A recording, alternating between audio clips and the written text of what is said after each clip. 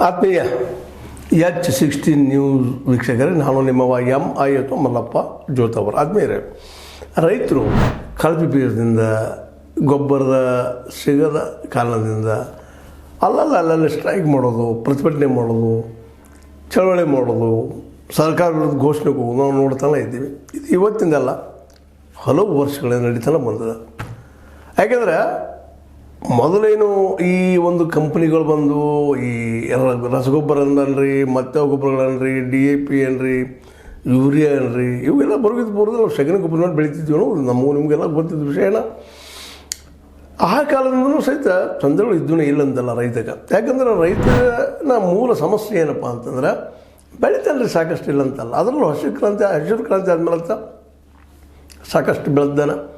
ಮತ್ತು ಅದೇ ಕಾಲಕ್ಕೆ ಬೇರೆ ಬೇರೆ ಕಂಪ್ನಿಗಳಿಂದ ಗೊಬ್ಬರ ಮತ್ತು ಬೀಜ ತೆಗೆದುಕೊಂಡಾಗ ಆರಂಭದಲ್ಲಿ ಭಾಳಷ್ಟು ಬೆಳೆ ಕಂಡ ಒಂದು ಬಂಪರ್ ಕ್ರಾಪ್ ಬಂದ.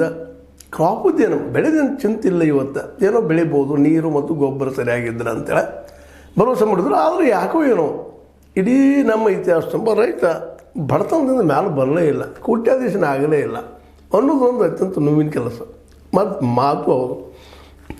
ಯಾಕಂತಂದ್ರೆ ಇವತ್ತು ನೋಡ್ರಿ, ಈ ಕಂಪ್ನಿಗಳು, ಗೊಬ್ಬರ ಮಾರೋ ಕಂಪ್ನಿಗಳು, ಬೀಜ ಮಾರೋ ಕಂಪ್ನಿಗಳು ಸಾವಿರಾರು ಕೋಟಿ ರೂಪಾಯಿಗಳ ದುಡ್ಡನ್ನು ಹಾಕಿ ಗಳಿಸ್ಕೊಂಡು ಲಾಭ ಮಾಡ್ಕೊಳ್ತಾ ಇರ್ತಾವೆ. ಯಂತ್ರೋಪಕರಣ ಆಗಿರ್ಬೋದು, ನೇಗಿಲಾಯಿತು, ಮತ್ತೇನಾಯಿತು, ಟ್ರ್ಯಾಕ್ಟರ್ ಆಯಿತು, ಆ ಕಂಪ್ನಿಗೆ ಸಾಕಷ್ಟು ರಿಚ್ ಆಗಿದ್ದಾರೆ.